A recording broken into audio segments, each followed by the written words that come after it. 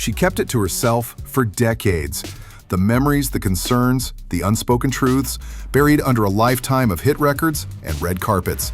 But now, at 84, Dionne Warwick is done being silent. She's speaking about Michael Jackson, the real Michael. Not the legend, not the tabloid headline, but the boy she watched become a man who seemed to vanish behind the glitter and grief of stardom. This isn't a scandal. It's not a defense. It's something much more powerful. An honest, soul-deep reflection from someone who was there, who saw it all unfold from the inside. And what she finally admits about Michael, it might just change how you see him forever. Before she ever stepped onto a concert stage, Dionne Warwick was steeped in something deeper, something ancient. She was born Marie Dionne Warwick in East Orange, New Jersey, where music wasn't a career, it was a calling. Her mother managed a gospel group called the Drinkard Singers, and the choir at New Hope Baptist Church became Dionne's first real audience. It was there she sang with her sister Dee Dee and later formed the Gospel Airs, young voices raised in hope, molded by faith, sharpened by harmony. It wasn't just about sound, it was about soul. Gospel taught Dionne how to feel a song, how to live inside the lyrics. That emotional honesty, raw and restrained, became the core of everything she did.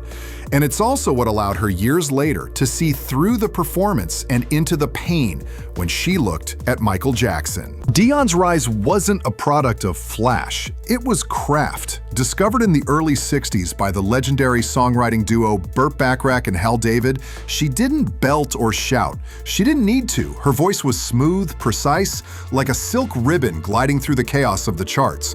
Walk On By, I Say a Little Prayer, Anyone Who Had a Heart, songs built around restraint, nuance, and storytelling. At a time when the industry favored powerful belters and booming choruses, Dionne leaned in the opposite direction. She whispered the pain, she measured the heartbreak, and it worked. She became one of the few black women to dominate the predominantly white pop landscape without giving up her roots, her sound, or her integrity.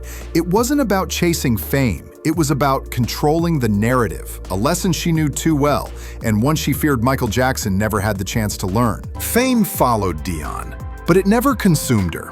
Even as she evolved through the decades, dabbling in disco, tackling television, joining forces with legends like Elton John and Stevie Wonder, she kept her footing. That's What Friends Are For wasn't just a hit, it was a mission. The song raised millions for AIDS research and redefined her not just as a singer, but as a humanitarian.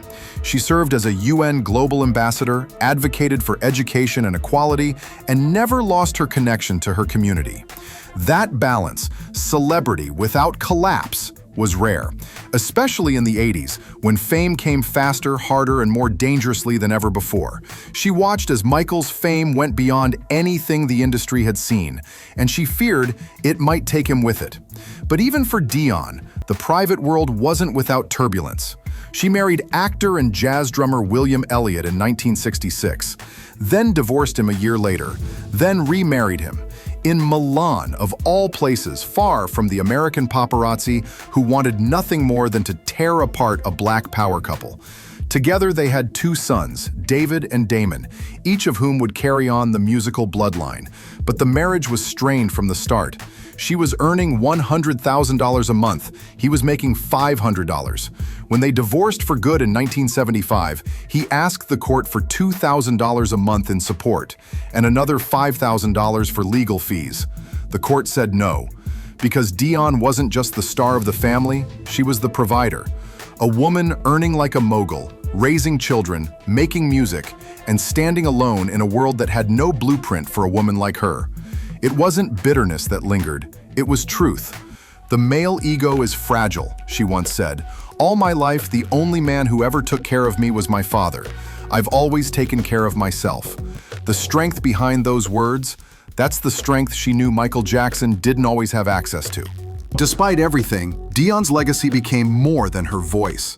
Her sons, David and Damon, didn't just ride her coattails, they carved out their own stories. David, once a police officer, turned to music and co-wrote Love Will Find a Way, performed by Dionne and Whitney Houston. Later, he portrayed Sam Cooke in the film Ali, a role that demanded depth and soul, both of which he inherited. Damon became a powerhouse producer, working with Pink, Maya, Christina Aguilera, and Keisha Cole. He brought Dionne's sound into the 21st century with the album My Friends and Me, a collaboration with younger artists that celebrated her past while sounding like the future. Her family was her fortress. Music was their language. Michael Jackson had the music, but he didn't have the fortress. Her private history with Michael Jackson. They met in the quiet corners of recording studios, those places where music is made in between the noise. Michael was just a boy then, wide-eyed, soft-spoken, radiating with talent that felt almost too big for his small frame. Dionne Warwick was already seasoned. She'd seen the insides of the industry, the late nights, the pressure, the manipulation masked as opportunity. And when she looked at Michael Jackson, she didn't just see a prodigy, she saw something else. There was something unworldly about him, she said. Not just his talent, his spirit. He carried a kind of innocence that didn't seem suited to the business he was in. And she noticed even then how the adults in the room, producers, executives, even his own father, were more focused on what he could do than who he was becoming. She remembered watching from a distance as he performed for executives at Motown Studios in Detroit. He hit every note, moved with precision, smiled when he was supposed to. But Dionne noticed the pauses in between, the way his shoulders dropped the moment he left the spotlight, the way he seemed to snap into being Michael Jackson rather than grow into it. That kind of performance wasn't just talent, it was conditioning.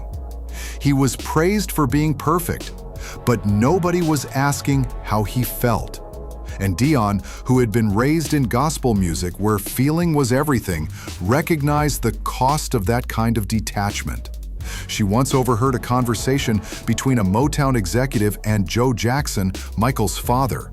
They were negotiating schedules, grueling ones, appearances, studio time, rehearsals. The executive asked if Michael ever got tired. Joe laughed. "He's got energy for days," he said. "That boy's a machine." That word, machine, stuck with her, because Dionne had spent her life fighting not to become one. For all of her professionalism, she'd never let them steal her humanity. She cried between takes. She prayed before sessions. She talked back when she had to. But Michael was being trained to obey, to smile on cue, to shoulder the weight of a family's fortune before he even lost all his baby teeth. She would later say that she wanted to pull him aside just once and say, "You don't have to do this. You don't have to give them everything." But she didn't, because she didn't want to overstep, because she assumed, like so many others, that someone close to him was already doing that. Years later, she would regret that silence. She began to notice how often their paths crossed, not just physically, but spiritually. She saw him backstage at award shows where he was always surrounded by handlers and rarely made eye contact. She saw him at industry events where he'd nod at her politely but speak in a voice just above a whisper. He always seemed to be protecting something or hiding from something. One evening in the late 70s at a Grammy party, Dionne watched as Michael stood alone near the bar. Not drinking, not dancing, just watching everyone else. And she thought, that boy is already more famous than anyone in this room, and yet he looks like the loneliest one here. They never had long conversations, but they didn't need to. There was a silent understanding between them. She could see the walls going up around him, and she knew what they were made of: pressure, exploitation, fear. But what hurt her most was how young he still was. Barely a man and already retreating into a private world the rest of them would never understand. "I saw pieces of myself in him," she said once, "but I had my mother, I had the church, I had people around me who reminded me I was loved even when I wasn't performing. I don't know if he ever had that." And that realization, that absence of protection, haunted her, because Dionne Warwick didn't just see Michael Jackson as an icon. She saw him as a child who never got to stop performing long enough to discover who he really was. She watched it happen slowly, almost imperceptibly at first. But over time, Dionne Warwick saw the spark in Michael Jackson dim into something harder to define. The boy with the light in his eyes became a man with shadows under them. And the transformation didn't feel like evolution. It felt like erosion. In the early years, she noticed small changes, cosmetic tweaks, wardrobe shifts, stage enhancements. At first, they seemed like the natural result of fame. After all, Dionne herself had reinvented her image a dozen times. Wigs, gowns, stage design, these were tools of the trade. But with Michael, it went further. She remembered seeing him perform at a televised award show in the early 80s. The crowd erupted when he moonwalked for the first time. It was electric, otherworldly. And yet even then, something about the way he moved felt desperate, as if he wasn't dancing for joy but for approval, as if every perfect spin was a plea, "Do you still love me? Did I do it right?" And they did love him, they worshipped him, but it never seemed to be enough. She watched as his face changed, not just physically, but emotionally. The joy he once wore so naturally started to feel forced, like a mask he couldn't take off. The smiles in his public appearances became tighter, the laughter more rehearsed. He was slipping away, Dionne later said, not just from us, but from himself. The press didn't help. If anything, they were the gasoline to his slow-burning collapse. Every photo was scrutinized, every step analyzed. Tabloids weren't just covering Michael Jackson, they were devouring him piece by piece. She once picked up a magazine at an airport newsstand and saw his face on 5 different covers, all speculating about his appearance, his health, his relationships. But none of them talked about his music. None of them asked whether he was okay. Dionne had lived through the glare of the spotlight, but she'd always managed to shield part of herself from it. Michael, on the other hand, had no shield, no private life, no real off switch. The industry didn't just want his talent. They wanted his childhood, his body, his identity. And when he tried to set boundaries, they mocked him. When he withdrew, they speculated. When he cried for help, they laughed. There's one moment that stuck with her more than any other. It was backstage at a benefit concert in the early 90s. Michael was in full costume, military jacket, armband, mirrored sunglasses. But when the cameras weren't on him, he stood still, silent, almost statuesque. He looked like a man who had built an entire kingdom just to hide from the world inside it. And Dionne, standing just a few feet away, felt an ache she couldn't shake. Because she realized that the boy who used to light up a room was now trying not to be seen at all. He carried his loneliness like armor, she said. It protected him, but it also buried him.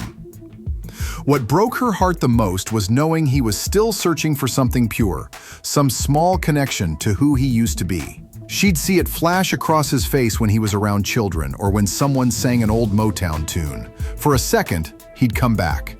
But only for a second, and then the curtain would fall again. It wasn't just the surgeries or the scandals or the silence. It was the slow disappearance of a soul that had once been too bright to ignore. Michael didn't just change in front of the world, he unraveled. And Dionne, watching from the sidelines, could do nothing but bear witness. Now, in her 80s, Dionne Warwick isn't looking to rewrite history. She's not here to absolve or attack. She's here to clarify. She doesn't ignore the controversies that followed Michael, but she asks us to remember the boy, the artist, the wounded human underneath the myth. We all have our truths to tell, she said, and sometimes we wait until we've lived enough life to understand them. For her, this isn't a tell-all. It's a love letter, a tribute to someone the world misunderstood until it was too late. She doesn't defend everything he did, but she refuses to let the world forget the parts of him that mattered, the gentleness, the brilliance, the spirit that could still smile through sorrow.